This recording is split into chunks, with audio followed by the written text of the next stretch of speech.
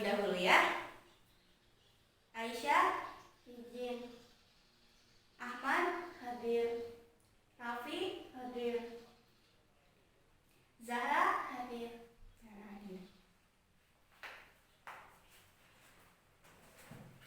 Anak-anak, minggu kemarin kita sudah membahas mengenai tingkat keanekaragaman hayati ya, keanekaragaman hayati.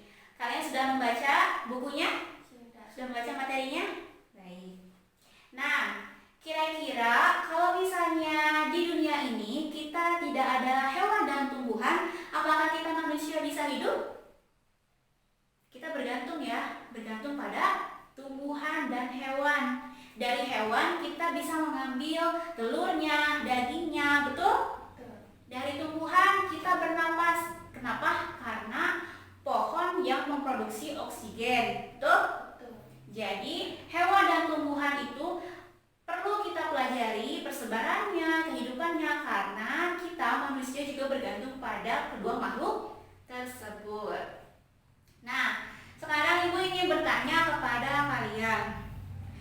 Kira-kira persebarannya itu bagaimana? Hewan yang ada di Jawa, apakah ada di Bali? Tidak. Tidak ada. Kemudian hewan yang ada di Bali, apakah ada di Jawa? Tidak. Tidak ada ya, karena setiap daerah itu memiliki hewan endemiknya, betul? Nah, kali ini kita akan mempelajari mengenai persebaran flora dan fauna yang ada di Indonesia. Adapun tujuan pembelajaran kali ini adalah melalui kegiatan pengamatan peta persebaran flora dan fauna di Indonesia, kalian mampu mengelompokkan hewan-hewan yang berada di wilayah Oriental, Australia, dan peralihan antara Oriental dan Australia. Kemudian, melalui kegiatan pengamatan peta persebaran flora dan fauna yang ada di Indonesia, kalian mampu mengidentifikasi flora khas yang ada di Indonesia. Dan yang terakhir, melalui kegiatan pengamatan peta persebaran flora dan fauna dan di Indonesia, kalian mampu membuat peta konsep atau mind mapping. Baik, kita mulai belajar hari ini ya. Anak-anak, kemarin kita sudah belajar mengenai keanekaragaman hayati atau biasa disebut dengan biodiversitas. Nah, Indonesia ini dikenal sebagai mega biodiversitas. Kenapa? Karena persebaran flora dan fauna di Indonesia itu sangat banyak. Dan Indonesia ini menduduki peringkat ketiga setelah Brazil dan Zaire.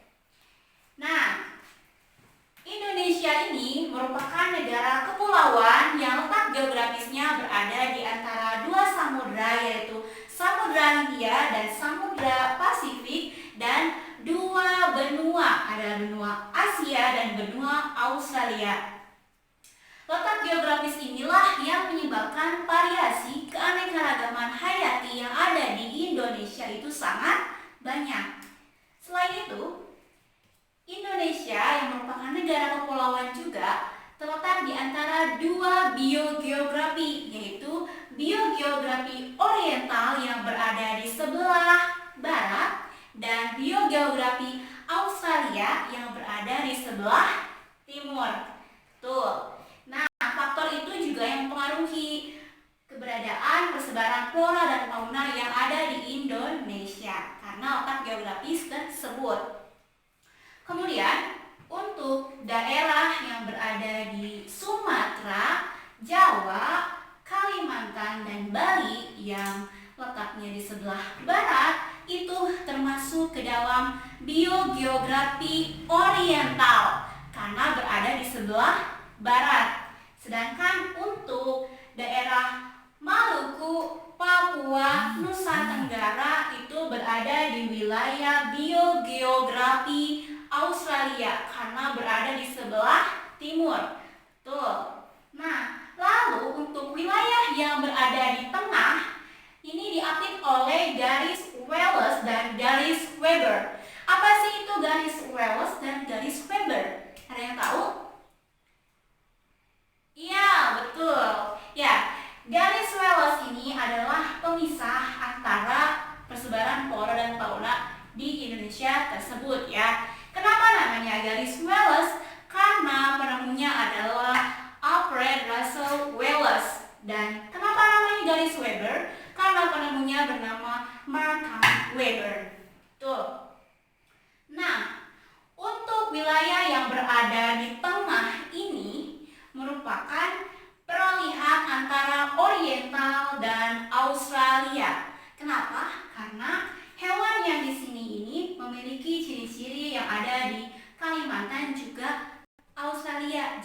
campuran ya.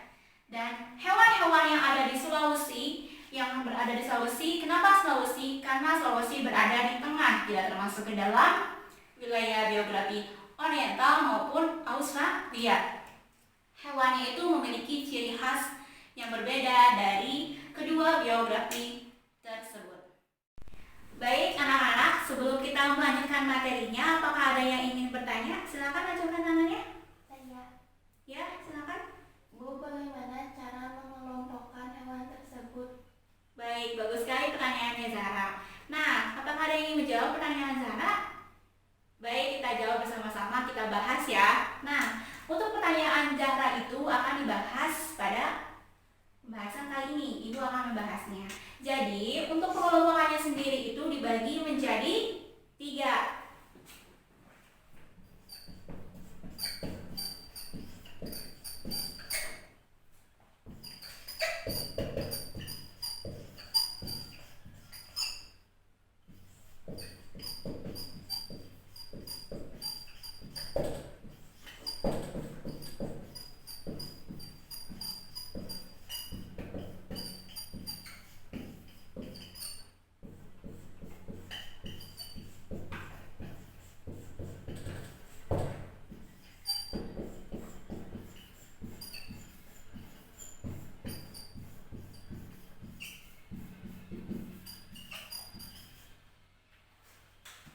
Tulisannya terlihat tidak untuk yang di belakang?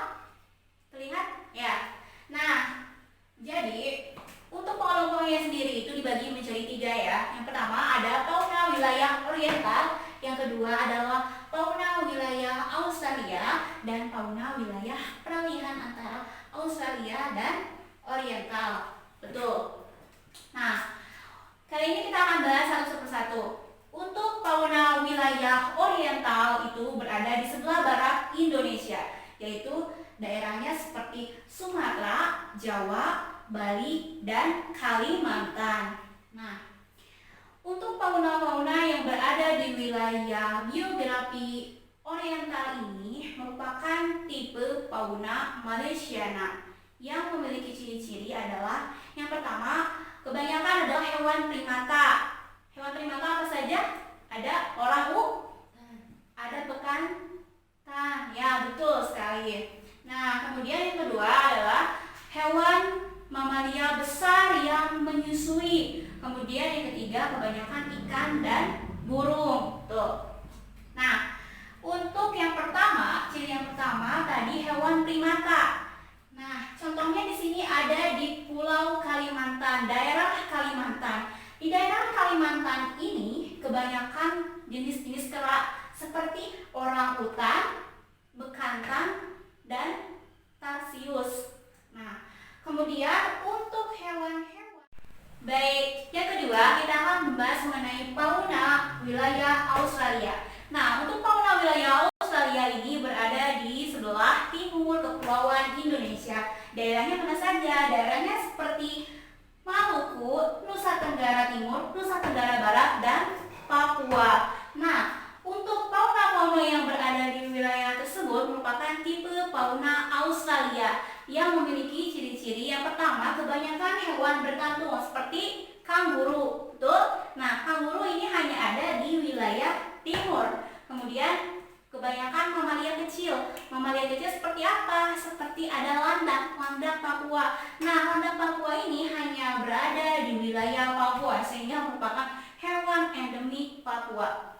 Kemudian yang ketiga, kebanyakan merupakan burung-burung yang memiliki bulu yang sangat indah, memiliki suara yang mencolok, dan memiliki warna yang indah. Nah, untuk burung itu jenisnya banyak sekali ya, kebanyakan di daerah Papua. Seperti yang kita ketahui, untuk burung sendiri ada burung cendrawasih, kemudian ada burung merak, ada burung unta. Nah, untuk burung cendrawasih di sini Ibu ada sebuah gambar ya.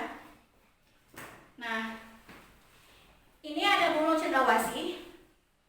Kelihatan tidak? Nanti Ibu akan membagikan bukunya satu-satu ke setiap meja ya.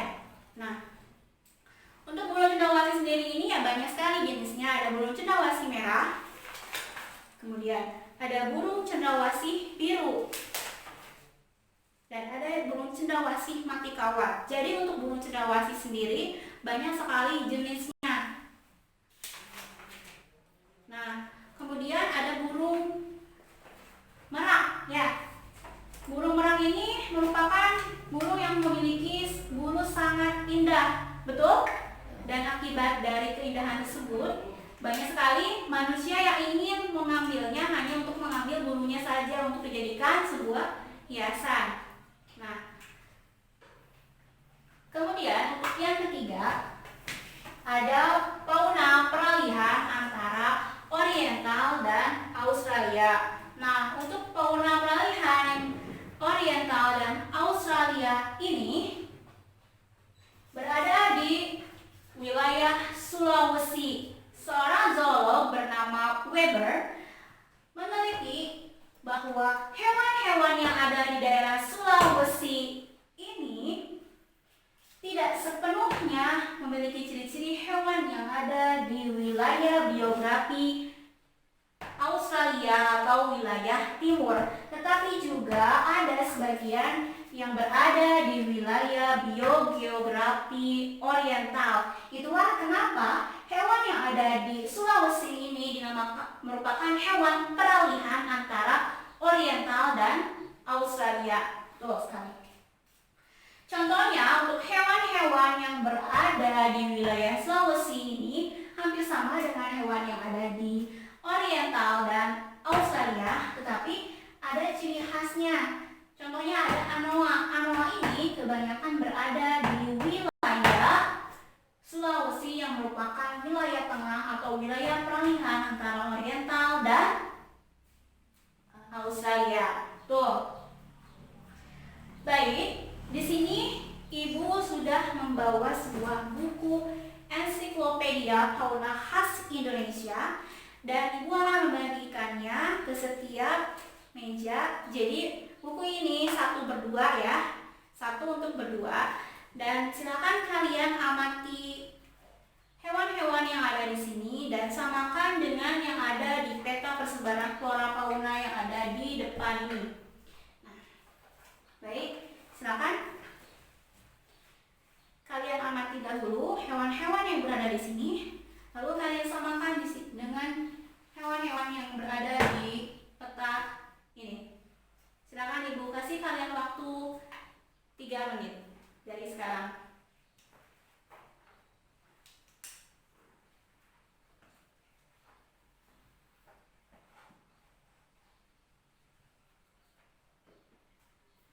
Baik.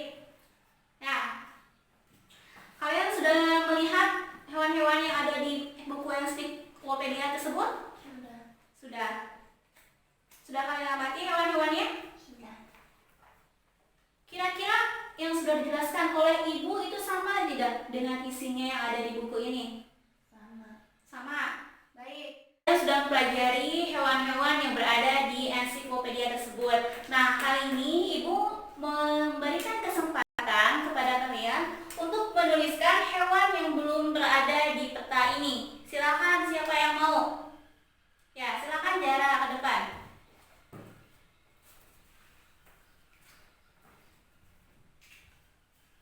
Silakan Jara tulisan.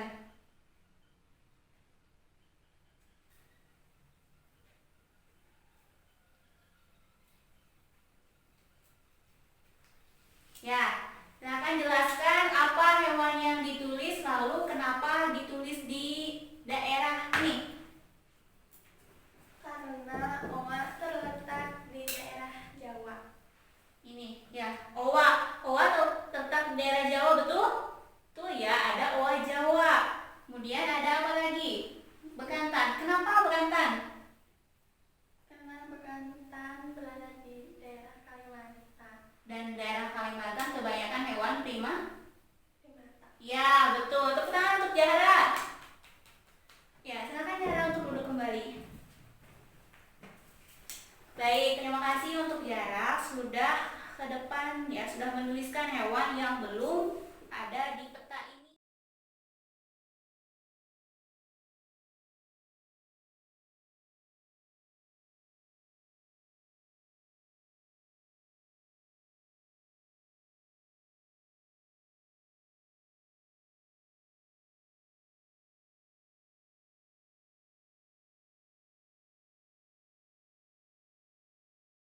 Baik anak-anak, tadi kita sudah mempelajari mengenai fauna yang ada di Indonesia. Nah, kali ini kita akan mempelajari mengenai flora yang ada di Indonesia. Nah, untuk flora yang berada di sebelah barat seperti Sumatera, Jawa, Kalimantan, dan Bali ini merupakan flora bertipe Malaysiana. Contohnya ada apa? Ada menir, kemudian ada salak ya. Nah, jadi untuk daerah-daerah seperti Sumatera, Jawa, Kalimantan, dan Bali itu hampir sama untuk flora-floranya, untuk buah-buahan, untuk tumbuhannya. Tuh. Nah, baik, Ibu ingin kalian memperhatikan gambar di depan. Ini adalah bunga bangkai atau Rafflesia arnoldii. Kenapa namanya Rafflesia arnoldii? Karena ditemukan oleh seorang peneliti yang bernama nama belakang Arnoldii. Kenapa dinamakan Rafflesia arnoldii?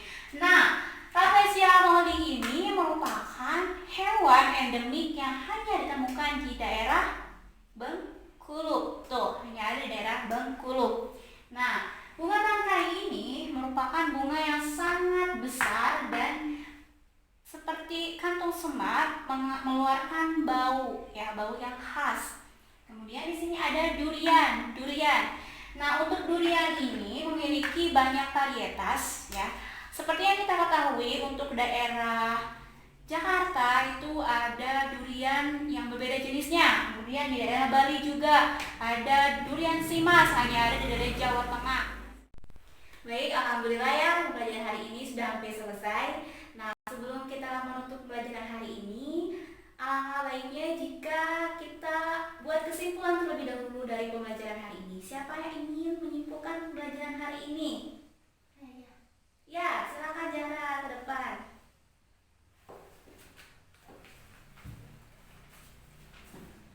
Silakan. Penyebaran fauna Indonesia oleh aspek geografi dan peristiwa geologi benua Asia dan Australia. Tipe fauna di kawasan Indonesia bagian barat mirip dengan fauna di Asia Tenggara atau Oriental.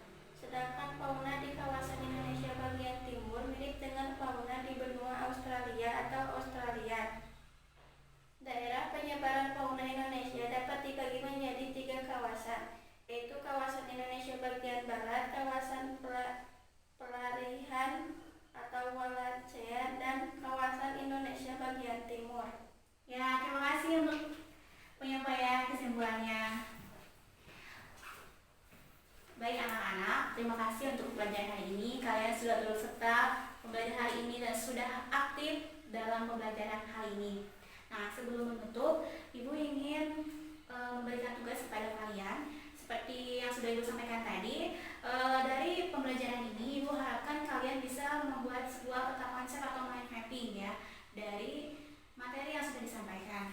Nah, kali ini Ibu ingin kalian membuat sebuah mind mapping dari materi yang sudah disampaikan mengenai persebaran flora dan fauna yang ada di Indonesia ini. Langsung saja Ibu beri kalian kesempatan untuk membuat mind mapping ya. Dimulai dari sekarang. Ya, terima kasih. Nah, terima kasih anak-anak